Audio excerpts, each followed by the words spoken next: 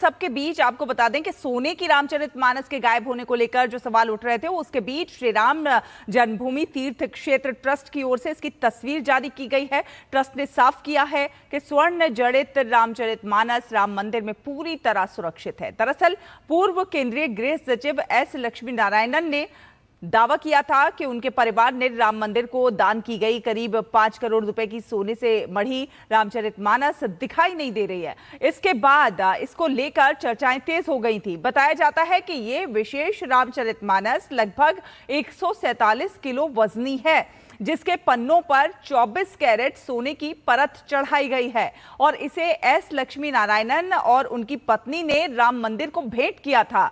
Trust की ओर से बताया गया कि करीब 2 वर्ष पूर्व सेवानिवृत्त IAS अधिकारी एस लक्ष्मी नारायणन द्वारा भेंट की गई सोने से युक्त श्री रामचरितमानस को उनकी अपेक्षा के अनुसार पहले श्री राम लला के गर्भगृह के सामने सम्मान पूर्वक रखा गया और इसके बाद इसे मंदिर के गूढ़ मंडप में स्थित आभूषण कोठरी में सुरक्षित रखा गया है। ट्रस्ट ने यह भी कहा है कि श्री लक्ष्मी नारायणन किसी भी समय आकर इसे देख सकते हैं और ये भेंट उसी समय मंदिर के रजिस्टर में दर्ज कर ली गई थी।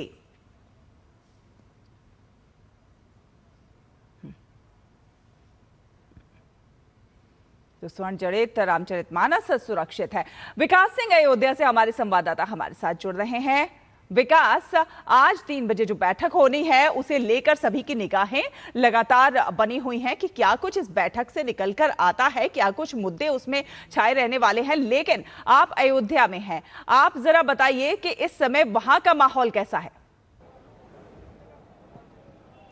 देखिए, फिलहाल अयोध्या हो या पूरा देश, सभी की निगाहें आज की बैठक में है और जो सबसे बड़ी बात है, इस बैठक में सबसे पहले विचार किया जाएगा जो इसके पूर्व महामंत्री हैं ट्रस्ट के, चंपत राय के इस्तीफे और अनिल मिश्रा के इस्तीफे पर। लेकिन ट्रस्ट की नियमावली क्या कहती है, उसके बाईलॉज क्या है, इस्तीफा के बाद क्या उनसे कारण बताओ नोटिस उनको दिया जाएगा, क्या 1 महीने का समय दिया जाएगा या इस्तीफा स्वीकार कर लिया जाएगा, ये सारी चीज़ें बैठक के बाद पता चलेंगी। इसके साथ साथ इस बैठक में ट्रस्ट में SIT की प्रारंभिक रिपोर्ट है उसको रखा जा सकता है और उसमें सारे ट्रस्टियों को इसकी जानकारी दी जाएगी, इसमें क्या हुआ है। इसके साथ साथ मंदिर प्रबंधन में जो जैसा कि माना जा रहा है कि SIT की प्रारंभिक जांच में कहा गया है कि एक मुख्य कार्यकारी अधिकारी की भी नियुक्ति की जा सकती है, तो CEO की नियुक्ति पर भी विचार कर सकते हैं आज की ट्रस्ट की बैठक में। इसके साथ साथ जो आय व्यय का लेखा है एक वित्तीय वर्ष का वो दिया जाएगा, 25-26 का रखा जाएगा और संबंधित मंदिर के प्रशासन में क्या कुछ और चीज़ें नई जोड़ी जा सकती हैं, क्या कुछ नए स्टैंडर्ड किए जा सकते हैं कि पारदर्शिता और बने और यात्री सुविधा बने और लोगों की जो निगाहें हैं इसी बात को है कि जो घटना हुई है इस जैसी घटना की कभी कोई पुनरावृत्ति न हो और जो इसमें दोषी है उन लोगों को सजा जरूर मिले। मुख्यमंत्री योगी आदित्यनाथ ने जब SIT बनाई थी तो उन्होंने कहा था कि दूध का दूध और पानी का पानी होगा, इस पूरे मामले में दोषी चाहे जो भी हो सजा उसे मिलेगी जरूर। लेकिन विकास इस मामले में एक तरफ SIT जांच कर रही है। हाँ, इस सबके बीच जो है राजनीति भी काफी तेज है और तमाम जो विपक्षी पार्टियां हैं उनकी तरफ से कई बार अनाप शनाप बयान भी आते हैं जिसमें पैसे की कोई मियाद नहीं है, कुछ भी बताया जा रहा है। तो इसे लेकर इस पर भी बात होगी। जी बिल्कुल, और इस मामले पर विश्व हिंदू परिषद की तरफ से उनके राष्ट्रीय अध्यक्ष ने एक पत्र भी लिखा है जो यहाँ पर IO है इस मामले पे, आपराधिक मामलों की जो जांच हो रही है, आशुतोष तिवारी को, कि इस मामले पर जिन लोगों ने बयान दिया है उन्होंने कहा कि चाहे वो प्रियंका गांधी हो, रामगोपाल यादव हो, संजय सिंह हो, अरविंद केजरीवाल हो, इन लोगों ने जो बयान दिए हैं इनके बयान की सत्यता देखी जाए और कुछ भी बोला जा सकता है। 2000 करोड़ रामगोपाल यादव को बात कर रहे हैं, तो इस तरीके से मतलब कोई एक सीमा होती है किसी चीज की बोलने की, आरोप लगाने की। तो आरोपों में अगर सत्यता है तो उन्होंने कहा है आप उनसे तथ्य मांगिए, आप जांच करिए उस मामलों में, ऐसा ना रह जाए कि क्योंकि चूंकि जननेता हैं, बात कहते हैं, जनता के मन में कोई शंका रह जाए कि इतनी बड़ी चीज थी, तो उन सब मामलों की भी जांच करें और अगर सिर्फ आरोप अनर्गल लगाए जाते हैं तो उन पर कार्रवाई की जाए, क्योंकि कार्रवाई करने की बात सभी ने कही। कल भारतीय जनता पार्टी के राष्ट्रीय अध्यक्ष लखनऊ आए थे, उन्होंने भी कहा था कि दोषी चाहे जो भी हो समझौता नहीं किया जाएगा, किसी भी चीज से कार्रवाई होगी और ऐसी कार्रवाई होगी कि न्याय दिखेगा, न्याय होगा नहीं। बिल्कुल इस मामले पर चूंकि प्रभु श्री राम का जो ये ये तो देखना ही होगा कि आप जो आरोप लगा रहे हैं आखिर उसका आधार क्या है, या फिर अनर्गल आरोप लगा रहे हैं? जी बिल्कुल, आरोप लगाने से पहले उन आरोपों की सत्यता देखना जरूर चाहिए, क्योंकि करोड़ों लोगों की भावनाएं इस मंदिर से जुड़ी हुई हैं। ये एक साधारण मंदिर नहीं है। 500 वर्षों की प्रतीक्षा के बाद, 500 वर्षों तक कितना संघर्ष देखा है इस अयोध्या ने, उसके बाद यह मंदिर तैयार हुआ है। और यह वही जगह है अयोध्या जहां पर राजनीतिक रूप से तमाम सारे राजनीतिक दल के लोग यहां आना नहीं पसंद करते थे। आसपास यहां पर आते थे और आके प्रभु श्री राम की जन्मभूमि कभी नहीं आते थे। उनको लगता था कि उनका वोट बैंक नाराज हो जाएगा इस मंदिर में। इस मंदिर से जुड़े जो तमाम सारे कार्य होते थे, कई सरकारों ने तो यहाँ होने वाले आयोजन रामलीला तक में रोक लगाई। यहाँ पर राम भक्तों पर गोलियां चलाई गई, लाठियां चलाई गई, और कुछ लोगों ने तो राम के अस्तित्व को ही सुप्रीम कोर्ट में नकार दिया कि ऐसा कोई चीज है ही नहीं। और वो लोग ऐसे आरोप लगा रहे हैं। उसका सबसे बड़ा कारण है कि इस अयोध्या को जिस तरीके से विकसित किया गया, 2017 के बाद से यहाँ तमाम विविध आयोजन किए गए, चाहे वो दीपोत्सव हो, चाहे सीता विवाह हो, तमाम बड़े उत्सव। अयोध्या में करोड़ों रुपये की विकास परियोजनाएं यहाँ पर चलाई गई। और अब अयोध्या इस तरीके की है कि अगर 2017 के पहले यहाँ कोई आया होगा और अब यहाँ आया है तो पहचान नहीं पाएगा कि क्या वो यही नगरी है। हम इस समय शंकराचार्य द्वार के सामने खड़े हुए हैं और यहाँ ये राम पथ है। कभी अंदाजा नहीं लगाया जा सकता था। एक गली थी यहाँ पर और हर समय जाम लगा रहता था यहाँ पर। तो पूरी अयोध्या बदल गई है, निखर गई है। वो प्रभु श्री राम की नगरी अयोध्या जो उनको वैकुंठ से ज़्यादा प्यारी थी, यहाँ पर सरकारों ने इसको बनाया, इसको डेवलप किया, यहाँ विकास कार्य किए तमाम सारे। और अब इस अयोध्या की नगरी की पहचान ही बदल गई है। और प्रभु श्री राम के मंदिर में प्राण प्रतिष्ठा होने के बाद से अयोध्या नगरी में जितना एक वर्ष में लोग आते थे, जो संख्या रहती थी, उतना एक दिन में यहाँ पर लोग आए हैं इस अयोध्या में। तो यहाँ की एक पहचान, यहाँ का अयोध्या का जो मॉडल है वो जो है पूरी दुनिया में विख्यात हो गया। और खासतौर से प्रभु श्री राम पर आस्था रखने वाले लोगों के लिए सबसे बड़ा केंद्र है अयोध्या। प्रभु श्री राम की जन्मस्थली है और जन्मस्थली पर ही उनका भव्य राम मंदिर बना है।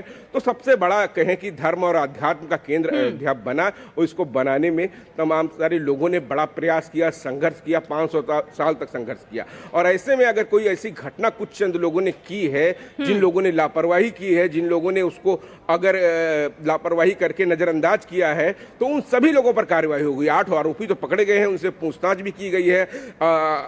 अविनाश को रिमांड पे लेकर उससे पूछताछ की गई, तो ये भी पता चला कि किस जगह पर पैसे का बंटवारा होता था। इसके बाद कल पुलिस गई है, जेल के अंदर 5 लोगों से पूछताछ की है, उन सारी चीजों की क्वेरी की जा रही है और उनसे जुड़े, उनको संरक्षण देने वालों के नाम भी पता किए जा रहे हैं। अगर इस मामले में कोई सच्चाई है तो हर दोषी को सजा मिलेगी, लेकिन उसके साथ ही साथ ट्रस्ट में क्या कुछ नए बदलाव होंगे, क्या कुछ निर्णय लेंगे, वो उसके लिए आज 3 बजे बैठक है। और माना यह जा रहा है कि उस बैठक के बाद एक प्रेस वार्ता का भी आयोजन किया जाएगा, जो ट्रस्ट में जो भी महत्वपूर्ण निर्णय लिए गए हैं, जो बैठक में बातें उठी हैं, वो सारी बातें मीडिया को भी बताई जाएंगी। और साथ साथ ये ट्रस्ट से जुड़े जो लोग हैं वो भी पूरी तरह से इस बात की उम्मीद लगाए हुए हैं कि न्याय की जीत होगी, सत्य जो है सामने आएगा। और कह रहे हैं कि जो दोषी है उसे फांसी भी दे दीजिए तो कुछ बुरा नहीं होगा। जी बिल्कुल सही है। हर व्यक्ति आहत है, हर व्यक्ति की भावनाएं आहत है। करोड़ों लोगों की आस्था है प्रभु श्री राम, मर्यादा पुरुषोत्तम है श्री राम, और उनके मंदिर में अगर ऐसी घटना होती है तो वो अक्षम्य है।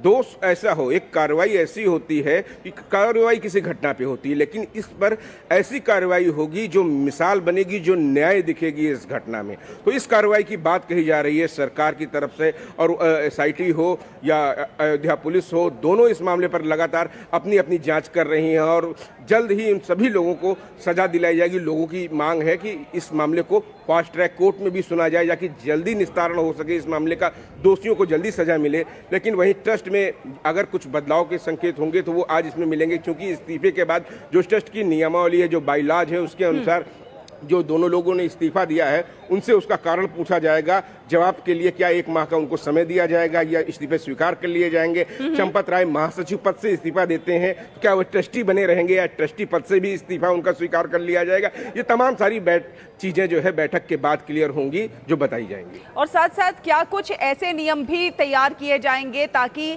चढ़ावे से जुड़ी जो लेन देन है वो और ज्यादा पारदर्शी हो सके, और ज्यादा इस तरह से रखा जाए कि उसमें कोई जो है सेंध ना लग पाए? बिल्कुल सही बात है। ऐसे लोगों को वहां पर रखा जाए और ऐसी एसओपी बनाई जाए जिससे कि किसी भी प्रकार की उस व्यवस्था में कोई चूक ना हो सके।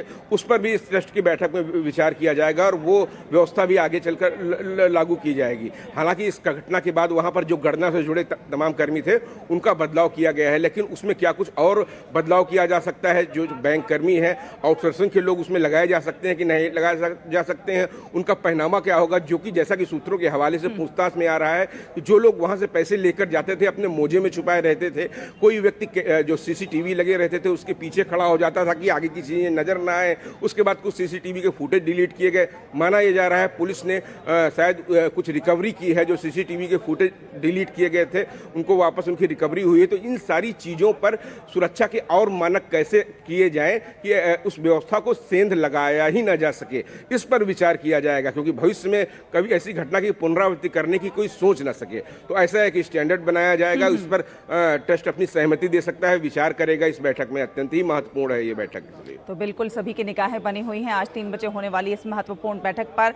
आप भी अपनी नजर बनाकर रखिए, आगे आपसे अपडेट लेते रहेंगे। फिलहाल धन्यवाद विकास, ये तमाम अपडेट हमसे साझा करने के लिए। और आइए अब खबरें देखते हैं फुटबॉल विश्व कप से जुड़ी हुई।